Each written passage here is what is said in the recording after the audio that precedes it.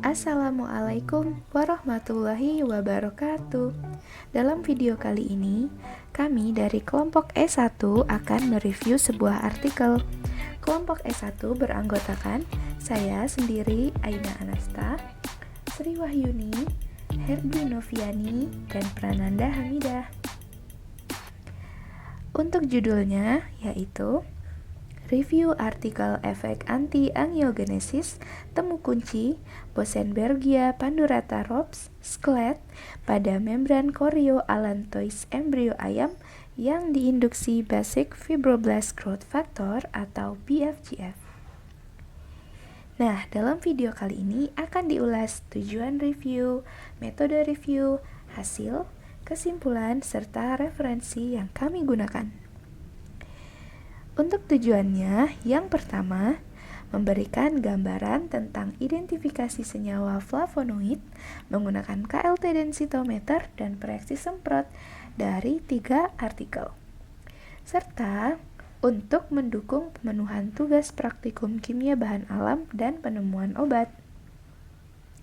Nah, metode review yaitu penelitian merupakan systematic review di mana sumber datanya diperoleh dari Google Scholar dan Science Direct, tentunya dengan tema yang relevan, yaitu isolasi dan identifikasi senyawa flavonoid dengan metode KLT densitometry dari 3 artikel.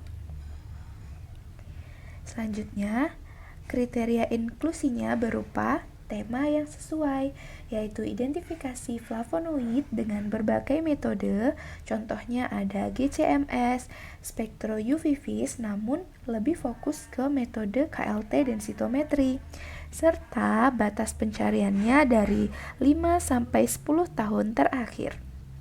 Adapun kriteria eksklusi berarti artikel dengan tema selain flavonoid dan artikel yang di luar 10 tahun terakhir.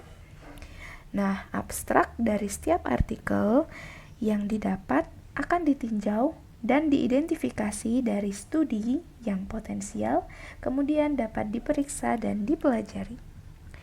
Untuk pembahasan dan hasil selanjutnya akan dijelaskan oleh Sri Wahyuni. Kemudian, saya akan menjelaskan pembahasan dan hasil yang diperoleh dari acuan artikel utama dan artikel pendukung. Pada artikel utama oleh Ansori dan kawan-kawan, tahap yang pertama dilakukan yaitu tahap ekstraksi dengan menggunakan maserasi. Dan pelarutnya yaitu N-heksan dan etil asetat dengan jumlah pelarut 3 kali tinggi ekstrak. Dan hasil ekstrak nantinya akan disaring dengan penyaring Buchner. Kemudian tahap kedua dilanjutkan dengan fraksinasi pinostrobin, yaitu memisahkan ekstrak kental menggunakan kromatografi kolom dengan pelarut N-hex dan etil asetat sebanyak 50 mili dengan gradien konsentrasi, yaitu di mana N-heksan 50 mili maka etil asetatnya 0 mili, dan jika N-heksan 45 mili maka etil asetatnya 5 mili, dan seterusnya sampai diperoleh hasil fraksi terbaik. Kemudian dilanjutkan tahap ketiga yaitu isolasi, di mana fraksinya yang terbaik itu nantinya diisolasi dengan metode KLT preparatif. Eluen yang digunakan adalah N-heksan dan etil asetat dengan perbandingan 4,5:1. Spot yang sama dengan standar selanjutnya dikerok dan dilarutkan dengan etanol PA. Kemudian pada tahap keempat yaitu identifikasi menggunakan KLT densitometry dengan membandingkan standar pinostrobin untuk memastikan bahwa isolat itu benar-benar senyawa pinostrobin. Hasil KLT densitometry dari artikel utama yaitu didapat RF isolat dan RF standar pinostrobin yang hampir mirip, di mana RF isolat yaitu 0,76 dengan lambda maksimal 298 nanometer, sedangkan RF standar pinostrobin yaitu 0,74 dengan lambda maksimal 299 nanometer. Kemudian berdasarkan literatur, isolat dari temu kunci benar mengandung senyawa flavonoid golongan flavonon yaitu pinostrobin jika terdapat kemiripan antara isolat yang dianalisis dengan standar pinostrobinnya. baik RF maupun pola kromatogramnya. Hasil KLT densitometri yang baik juga bisa dilihat dengan melihat kemiripan pola kromatogram isolat yang diidentifikasi dengan standar pinostrobinnya.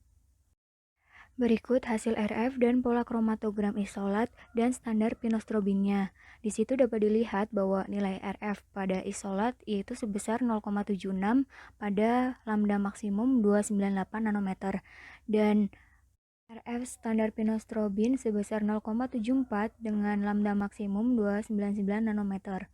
Kemudian di bawahnya terdapat pola kromatogram yaitu standar pinostrobin yang berwarna merah dan isolat pinostrobin yang berwarna hitam. Di situ dapat dilihat bahwa puncak atau peak dari isolat pinostrobin dan standar pinostrobinnya itu hampir mirip, di mana hasil isolat pinostrobinnya mendekati standar dari pinostrobin. Dengan begitu, hasil pola kromatogram yang didapat sudah baik dan isolat yang didapat benar merupakan pinostrobin.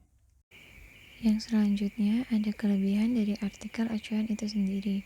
Yang pertama, prosedur pengerjaan pada artikel acuan ini dijabarkan dengan runtut dan jelas. Setiap metode juga dituliskan dengan lengkap. Yang kedua, pada metode isolasi dengan KLT preparatif digunakan profil kromatogram untuk melihat manakah senyawa yang lebih poten, sehingga lebih tepat secara kuantitatif untuk dilanjutkan ke tahap identifikasi. Yang selanjutnya ada kekurangan dari artikel.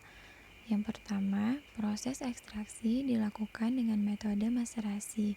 Jadi dapat diketahui juga bahwa proses ekstraksi dengan metode maserasi sendiri membutuhkan waktu yang cukup lama, yaitu 2 hari. Dan ekstrak yang didapatkan juga tidak sebaik apabila menggunakan ekstraksi dengan ultrasonikator. Yang kedua, pada identifikasi senyawa dengan KLT densitometer, pada artikel acuan ini tidak menggunakan reaksi semprot untuk melihat secara visual atau kualitatif. Sementara itu, pada artikel yang ditulis oleh Andi dan kawan-kawan dalam mengisolasi flavonoid digunakan reaksi semprot sitroborat untuk memastikan apakah suatu senyawa penanda benar-benar ada pada isolat.